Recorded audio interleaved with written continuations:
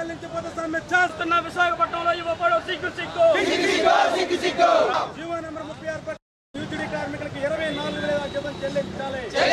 ఇస్తున్న విశాఖపట్నంలో యువపడు సిగ్గు సిగ్గు విశాఖపట్నంలో ఉన్న యూజీడీ కార్మికులు అందరూ కూడా 24,000 చెల్లించాలి. రాష్ట్రం అంతా 36 నెంబర్ జీవో అమలు అవుతున్న విశాఖపట్నం అమలు చేయబోవడం సిగ్గు సిగ్గు. జీవో నెంబర్ 36 కార్మికులకు అమలు చేయాలి. యూజీడీ కార్మికులకు జీవో నెంబర్ 36 అంటే విడుదల చేయాలి. పోరాడే తీరుతాం పోరాడే తీరుతాం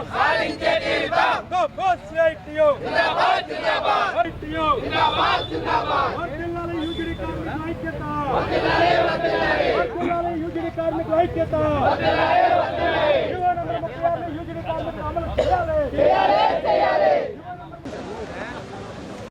okay sir. P Venkatareddy, GVMC contract workers union CITU గౌరవాధ్యక్షులు. ఇది కేవలం అధికారుల తాలూకు నిర్లక్ష్యం వల్ల మాత్రమే ఈ యొక్క యూజీడీ కార్మికులకి నిర్లక్ష్యానికి గురి అవ్వడం జరిగింది. దీనికి సంబంధించి 16 రోజుల సమ్మె సందర్భంగా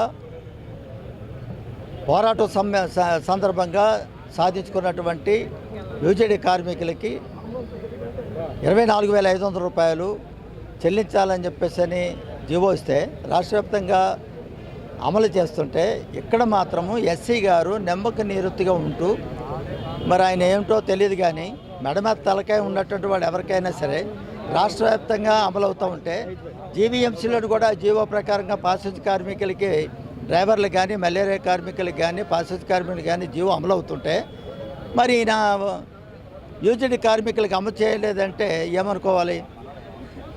7,000 మంది కార్మికులు ఉన్న పబ్లిక్ హెల్త్ అమలు అవుతుంది. కానీ 1,600 మంది ఉన్నటువంటి ఇంజనీరింగ్ డిపార్ట్మెంట్లో అమలు అవటం లేదంటే అతని సామర్థ్యం ఏమిటని అర్థమవుతుంది. కేవలం డబ్బులు ఖర్చు పెట్టి ఇక్కడికి జీవీఎంసీకి వచ్చి మళ్ళా సంపాదనతోనే ఉన్నారు తప్ప కార్మికుల సంక్షేమం అన్నది చూడటం లేదన్నది అర్థమవుతుంది. చనిపోయిన వాడికి పోస్టులు ఇవ్వటం లేదు, రిటైర్ అయిన వాడికి పోస్టులు ఇవ్వటం లేదు.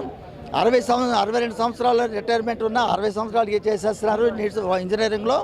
అట్లాగే ఏ సబ్బులు నూనెలు ఇవ్వడం కానీ ఏ సమస్యలు కూడా పరిష్కారం చేయకుండా చాలా అసమర్థంగా ఈ యొక్క నీటి సరఫరా విభాగం కానీ యూజీడీ విభాగం కానీ ఇంజనీరింగ్ విభాగం కానీ ఉంది.